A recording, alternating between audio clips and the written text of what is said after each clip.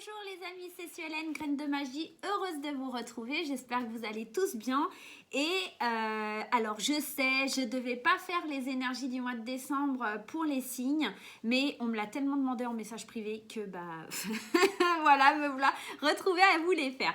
Allez, aujourd'hui on va aller attaquer les taureaux, les ascendants, etc. en taureau. Donc qu'est-ce qui se passe sur le plan général, qu'est-ce qui se passe sur le plan de l'amour au niveau des énergies du mois de décembre. On va aller regarder tout ça ensemble. N'hésitez pas, si vous avez votre signe ascendant, si vous connaissez votre signe ascendant, à aller consulter votre signe ascendant, votre signe lunaire, votre signe en Vénus, etc. pour avoir un complément d'information. Voilà, je crois que j'ai tout dit. Et bien sûr, ça reste un tirage général et ça ne parlera pas à tout le monde. Donc, pas de panique. Si ça ne vous parle pas, il suffit juste d'aller voir votre ascendant. Bien sûr, comme c'est général, ça ne remplace pas une guidance privée. Donc, si vous voulez une guidance privée, il n'y a pas de souci. Vous avez mes coordonnées en barre d'infos. Allez, l'énergie qui se dégage de ce mois de décembre pour vous, mes chers amis taureaux, c'est imagination sans borne. On vous dit, tu recevras plus facilement les messages de ton intuition si tu t'autorises à imaginer de temps en temps. Tu vois cette carte? Pour qu'elle puisse exister, il a fallu imaginer tout ce qui la compose. Pour stimuler ton intuition, il te faut ouvrir ce grand centre de créativité intérieure. Relaxe-toi et laisse ton inspiration s'activer. Donc, on est vraiment dans l'idée, pour le mois de décembre, d'ouvrir un peu votre créativité, d'ouvrir un peu votre subconscient, d'ouvrir votre imagination, de croire que tout est possible, de jouer peut-être aussi avec la loi d'attraction tout simplement, d'être vraiment dans la démarche où tout est possible si on est en train de l'imaginer. Donc on est vachement porté à être dans la visualisation, à être vraiment dans quelque chose où vous allez pouvoir recevoir, mais pour recevoir, il va falloir d'abord l'imaginer, ok? Donc, on est dans ça. On va aller voir ce qu'il nous dit, là, le 77. Alors, je crois que j'avais mis comme ça. Allez, 77 pour les amis du signe du taureau. Qu'est-ce qui se passe sur le mois de décembre? Vers quoi on va? Qu'est-ce qui se passe? Allez, c'est parti. On en a une. On a la carte des pensées. Alors, pour moi, c'est la carte de ce qui se passe à l'intérieur de notre tête. C'est la carte de ce qu'on pense, justement de notre intuition. D'accord? Donc, on est vraiment dans ça, dans le fait d'imaginer, de penser, de réfléchir à la situation que l'on vit sur le mois de décembre. Est-ce que ça nous convient? Est-ce que ça ne nous convient pas? On va aller voir un petit peu plus loin dans le tirage. Restez bien jusqu'à la fin, je vais aller faire les énergies d'amour après. Allez, on a la carte de la lune qui nous parle d'un délai de 1 mois ou qui nous parle de choses cachées mais qui arrivent assez rapidement. Peut-être qu'à l'intérieur de vos pensées, il y a des choses qui ne sont pas encore mises en lumière. Il y a des choses qui demandent à émerger. La lune aussi, c'est la créativité. Et il y a des choses qui arrivent rapidement. Ok, on est encore sur les passions, les loisirs, la créativité, le savoir, la connaissance, les plaisirs. Et on a la carte de l'abondance. En dos de deck, on a cette carte du manque, mais je pense que on va surtout aller vers... on va aller communiquer son manque, d'accord?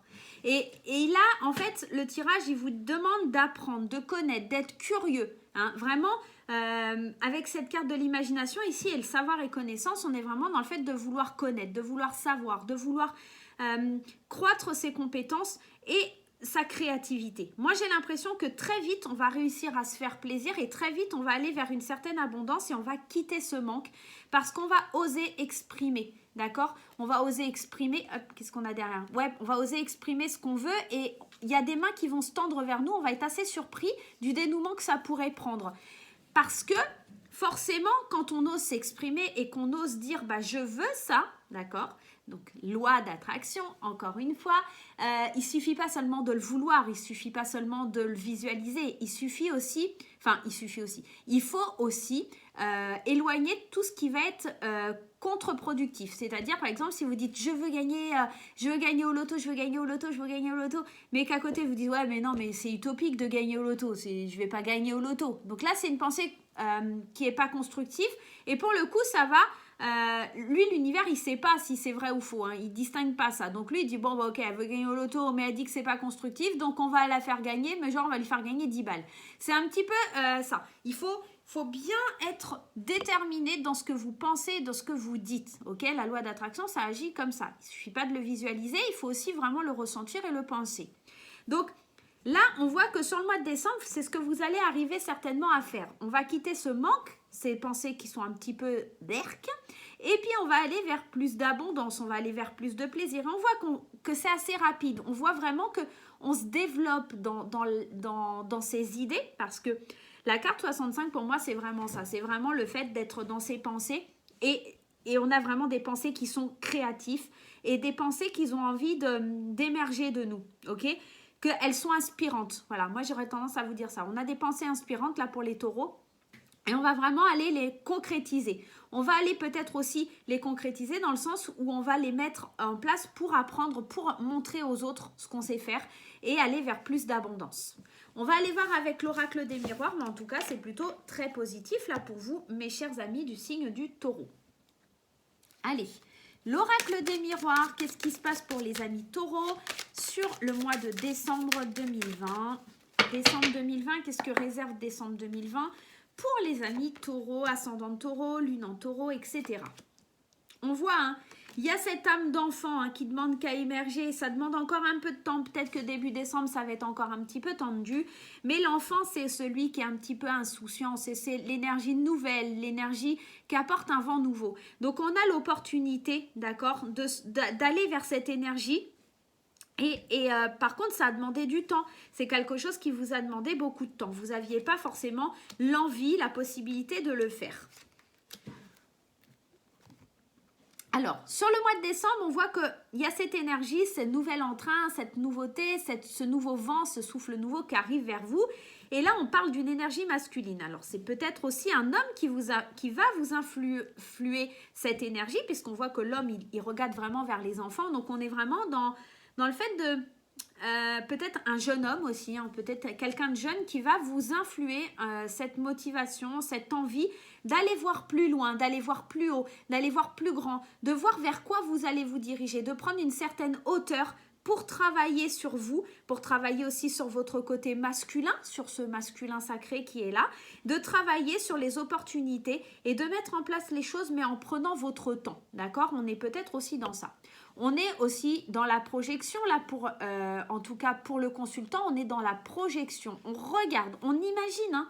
On est dans l'imagination, on est en train d'imaginer ce que l'on pourrait voir se concrétiser bientôt. La carte des examens nous parle de quelque chose qui se réalise. En tout cas, on a travaillé dur pour obtenir ce que l'on a et on examine bien la situation avant de passer à l'action. Et on en parle autour de nous. Encore une fois, il y a cette carte de la réunion ici qui vient nous parler de parler à une assemblée, peut-être à des jeunes gens aussi. Hein. On pourrait éventuellement penser que vous êtes prof ou quelque chose comme ça, les cartes des examens, la réunion. De transmettre un certain savoir, de transmettre des idées, de transmettre quelque chose pour les générations futures. Parce que aussi, cette carte des enfants, elle peut nous amener ça, hein. Le fait que ce soit votre travail et que vous avez l'opportunité d'aller vers des enfants pour leur expliquer, leur montrer, leur intégrer en fait cette notion dans la tête des enfants que tout est possible, qu'ils sont pleins d'imagination. Enfin voilà, vous voyez ce que je veux dire, c'est un petit peu cette notion de aller apprendre aux autres ou en tout cas insuffler un vent nouveau chez certaines personnes. Et ça va vous demander beaucoup de travail. Et il y a peut-être un homme qui est assez jeune ou en tout cas qui va être dans votre cercle là. Ou alors peut-être vous êtes un homme, ou en tout cas c'est peut-être un homme proche de vous qui va vous dire allez-y, fonce, enfin vas-y, fonce, prends de la hauteur, regarde ce que tu peux faire de tout ça et avance, ok?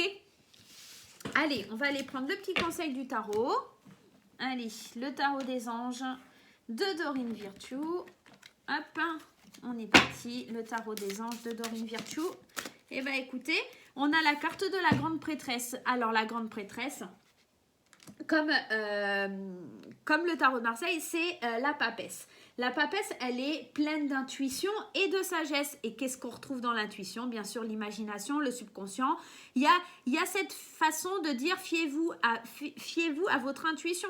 Encore une fois, on vous dit qu'il va falloir aussi faire preuve de patience. La grande prêtresse, elle nous parle aussi de patience.